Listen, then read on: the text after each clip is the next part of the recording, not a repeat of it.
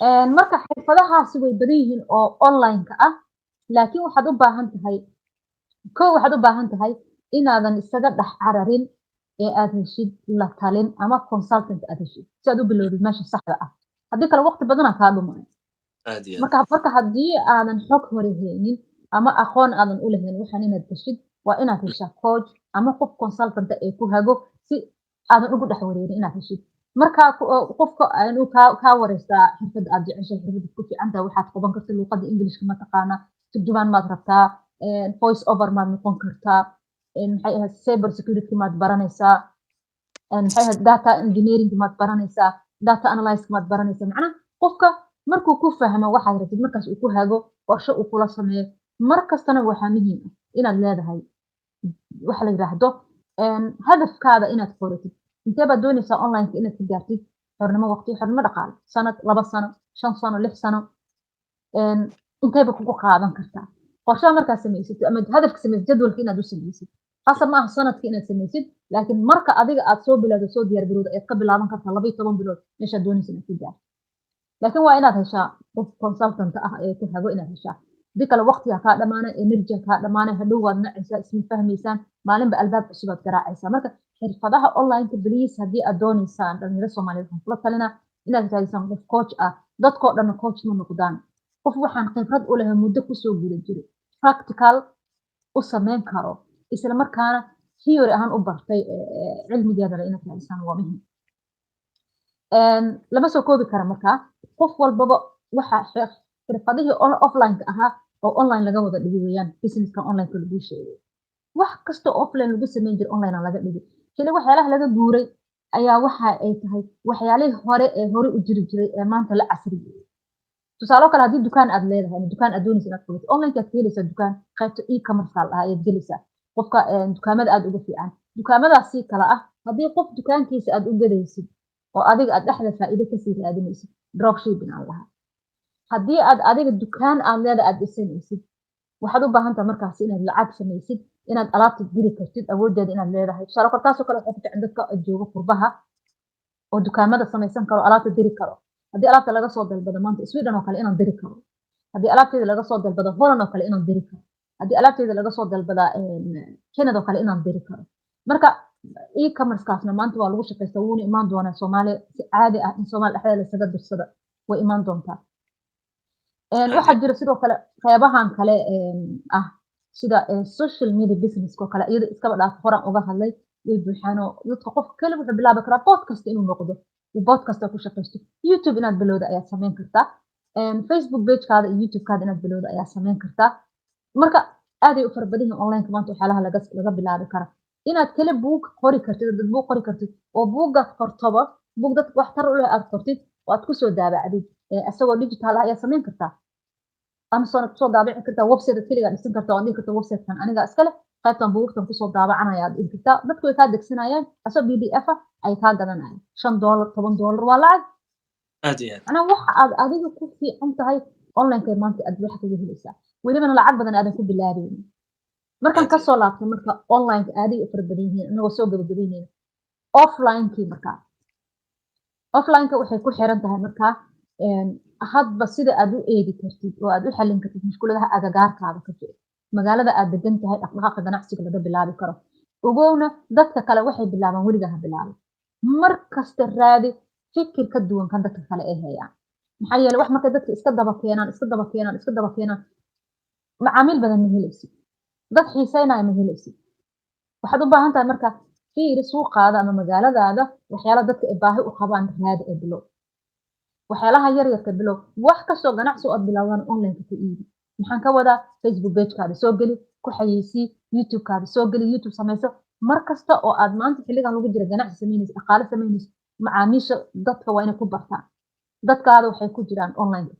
Marka ay arkaan dadka ganacsigan online-ka dhex ordaayo, dharkaada hadduu dhar yahay, haddii alaabo kale tahay, haddii barafuuna yihiin, haddii catara yihiin, haddii waxyaalo kale yihiin. Marka laga arko Facebook-ga gabadha Facebook-ga joogta markay ganacsigaada ka aragto beri markay Nairobi imaato waxay leedahay ganacsiga Maxamuud oo Facebook friends-ka aan hayna raadinaya. Aday kuugu imaanaysaa. aad iyo Ma aad. garanaya markaan Nairobi tegey gabar waxaa jirta xijaabo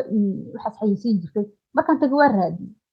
lambarkeeda xataa ma haysan friends bis aan Facebook dukaankeeda sidii ayaan ku tegay islii ku yaala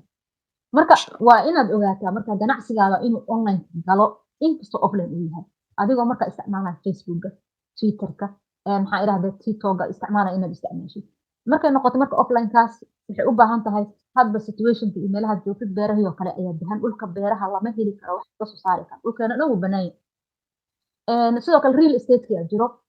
dhulkii ama guryihii ama dhulkii banaan la iibsanaya laakiin taas xoogaa haya lacag yar inaad haysatid ku fiican tahay laakiin adoon lacag badan haysanin ayaad waxaad ku bilaabi kartaa inaad dadka u soo bandhigtid dhulalka iibka ah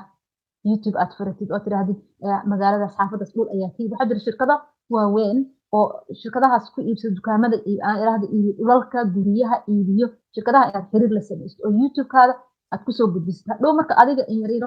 isla markaana page iska furo Facebookna furo YouTube-na furo waxaas soo geli maalin un baa lagu baran doonaa waxay inta doonaan hor iyo hoosba aad ka faa'iido doontaa laakiin haddii aad fadhido tirahdid anigu wadanka waan ka cararayaa wax ma haayo waxaan bilaabay ma dooni maxay ahaday ay ku muuqdaan caqabadaha kale wariga guul magaaris waliga caqabadaha ay ku muuqaan oo alla talada saara waxaan ku dhahay 75 waxaad raadinayso dhaqaalaad raadinayso ilaah baa hayguna ku siinaya halka aad joogto kugu siinaya laakiin maxaa laga rabaa xaraka fil baraka dhaqdhaqaaqa laga rabaa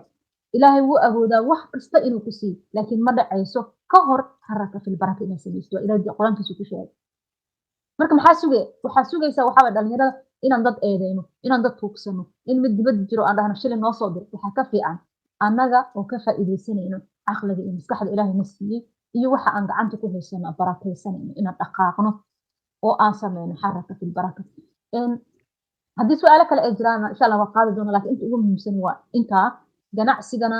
psychology ahaan markaad baratid psychology of selling markaad baratid waxaad ogaanaysaa ganacsiga lagu sheegay dadka dhexdiisa inuu ku jiro meel dheer laga raadinayo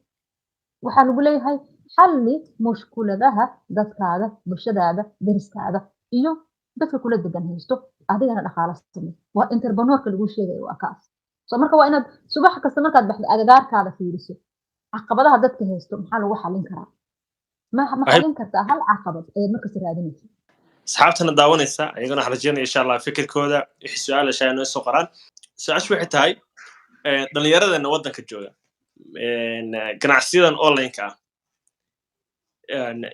sidee bay uga faa'iideysan karaan oo wadankeena hadda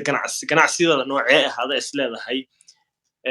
waa ku habboon yahay dhanka online-ka markii la dhaho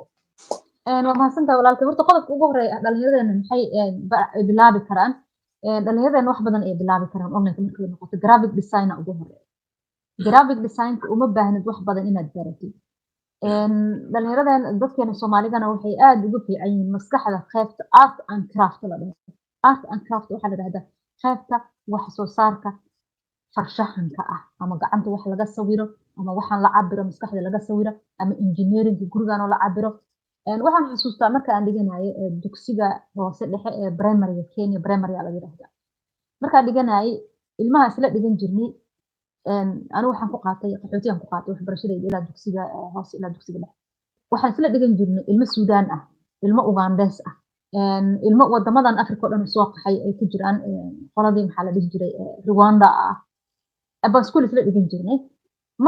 markay noqoto marka ilmaheena Soomaalida ah marka art and craft xiisada ay soo gashay waa ilmaha number 1 soo galo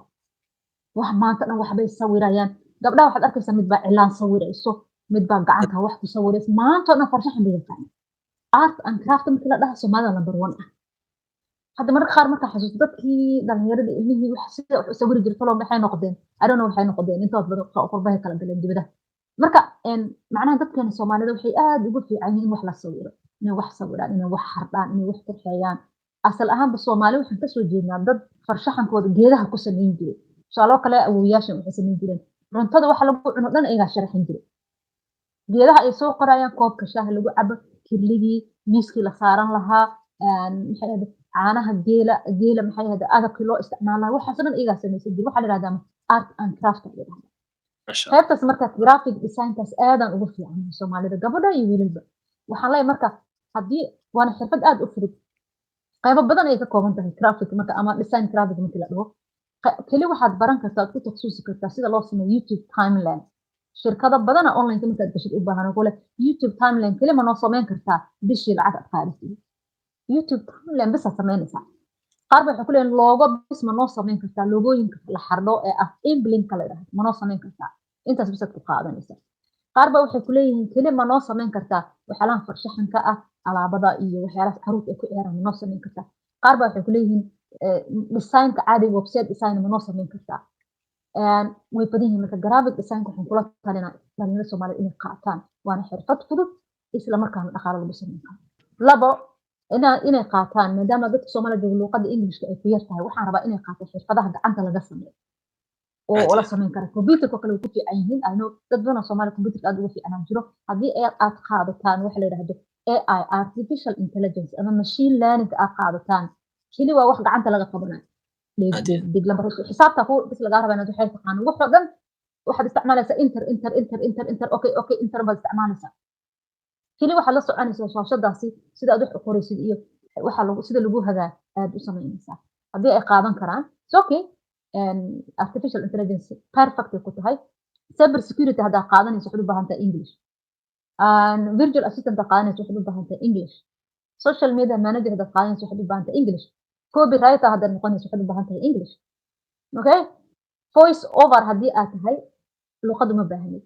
luqad Soomaaliga voice over ku noqon kartaa ama qoraalka kale ayaad voice over ku noqon kartaa aad ku saari kartaa interpreter markaad noqonayso turjumaan markaad laba luqadood u baahan tahay inaad ku turjunto so marka graphic design inay xooga saaraan iyo qaybtan social media ay ka shaqeystaan so social media marketingka wax badan oo uma baahno luqadii waxa kuma xirno page ayaad furan kartaa bulshadaad kasban kartaa fahmaysaa marka ay noqoto marka qaybta kale aan kula talinayo waxa weeye in website samaystaan ama in ay ku shaqeystaan e-commerce labadaas iyadan waan kula talinayo waxyaalaha ugu fiican ee ugu fudud ay ku shaqeysan karaan weeyaan